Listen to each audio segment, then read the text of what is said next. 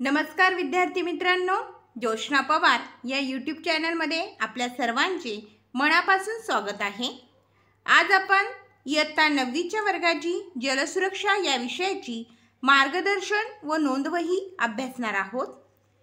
या मार्गदर्शन व नोंदवहीमधील घटक 3 जल व्यवस्थापन प्रकरण क्रमांक 1 पाणी जीवनाचा आधार या प्रकरणाचा स्वाध्याय अभ्यासणार आहोत। घटक 3 व घटक 4 हे द्वितीय सत्रासाठी अभ्यासत असतात। त्या अगोदर आपण पाणी जीवनाचा आधार या प्रकरणातील काही महत्त्वाचे अभ्यास घटक आहेत त्यांच्यावर एक नजर टाकू। घटक 1 जल व्यवस्थापन, अर्थ व महत्त्व। घटक 2 महाराष्ट्रातील पाणी टंचाई, अर्थ, कारणे।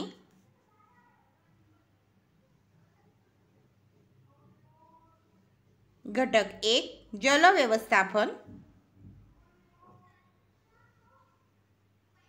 पाणी व सजीव सृष्टी।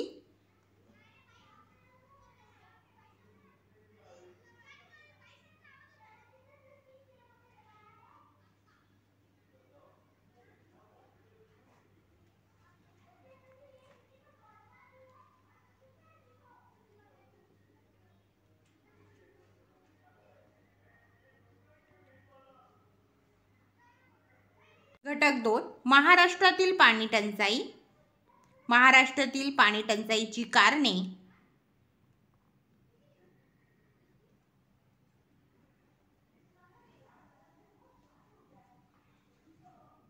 आकृती 3.2 दाखवण्यात आलेली आहे। पाणी टंचाईवर उपाय।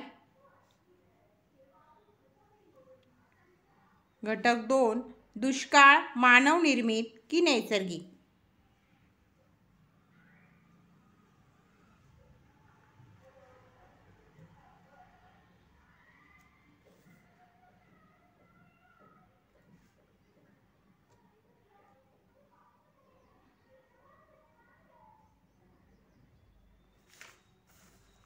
भूजल उपसा।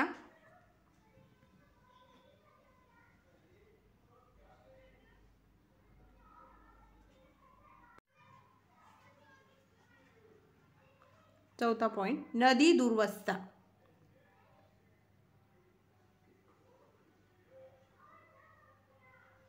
आणि पुढे आहे आपला स्वाध्याय लेखनासाठी प्रश्न। पुढील प्रश्नांची थोडक्यात उत्तरे लिहा। प्रश्न क्रमांक 1 जल व्यवस्थापन म्हणजे काय? उत्तर पावसाचे वाहते पाणी अडवून त्या पाण्याला जिरवणे किंवा साठवणे आणि पावसाळ्यानंतरच्या काळात त्या पाण्याचा काटकसरीने वापर करणे म्हणजे जल व्यवस्थापन होय।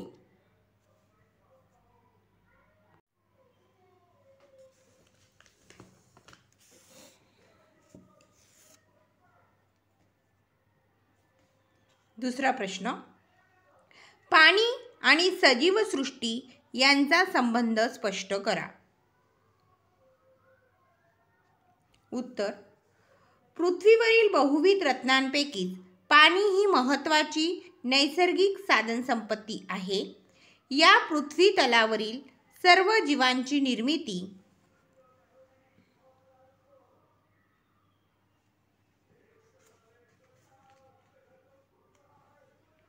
ही पाण्यामधूनच झालेली आहे।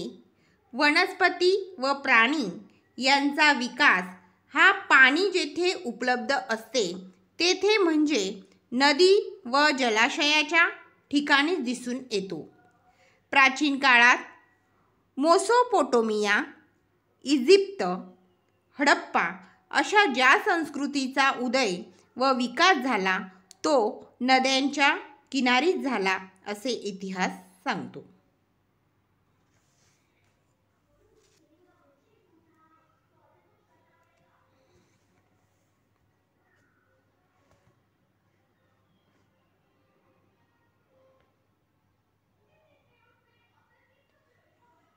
प्रश्न तिसरा फाल्गुन मापदंडानुसार पाणी टंचाई तीव्रतेची विभागणी करा।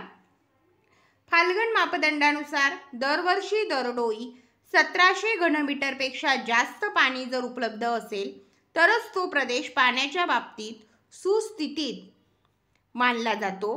पाण्याची वार्षिक दरडोई उपलब्धता 1000 घनमीटरपेक्षा कमी असेल तर तो पाण्याच्या दुर्मिळतेचा लोकांच्या जीवनमानावर दुष्परिणाम होतो। हीच पाण्याची वार्षिक दरडोई उपलब्धता 500 घनमीटरपेक्षा कमी झाली असेल तर ती प्राणी जीवनासही अडचणीची ठरते।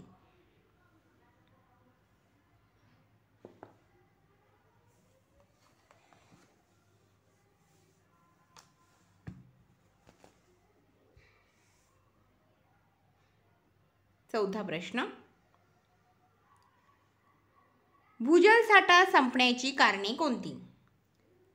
गरजेपेक्षा अधिक पाणी वापरल्याने मोठ्या प्रमाणात पाण्याचा अपव्यय होतो आणि भूजल पातळी खालावते। आता तर विंधन विहिरी, ट्यूबवेल 400 ते 500 फुटापेक्षा अधिक खोल खणून भूगर्भातून अक्षरशः पाणी ओरबाडून काढले जात आहे।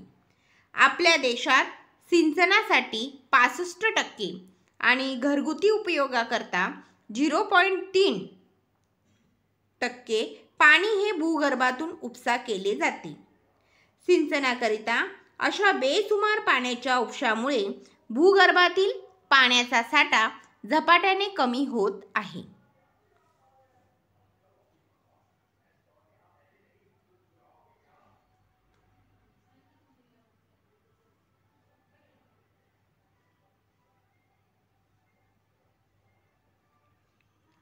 पाचवा प्रश्न, नद्यांचे स्वास्थ्य आणि शहरीकरणाचा संबंध लिहा।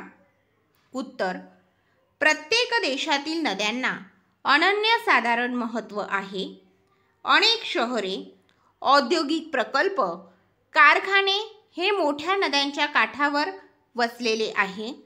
त्यामुळे नदीमध्ये मोठ्या प्रमाणात जलप्रदूषण झाले आहे।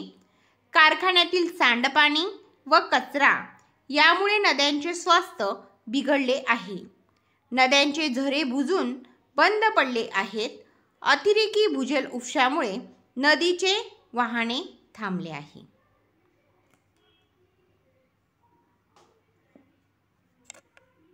विद्यार्थी मित्रांनो, अशा प्रकारे आपण घटक 3 जल व्यवस्थापन प्रकरण 1 पाणी जीवनाचा आधार या प्रकरणाचे स्वाध्याय अभ्यासले। तुम्ही जर चॅनलवर नवीन असाल तर चॅनलला सबस्क्राईब करा, जेणेकरून यापुढचे जे नवनवीन शैक्षणिक व्हिडिओ मी यूट्यूबवर टाकेन त्याची नोटिफिकेशन अगोदर तुमच्यापर्यंत पोहोचेल। व्हिडिओ आवडला असेल तर व्हिडिओला लाईक जरूर करा। थँक्यू।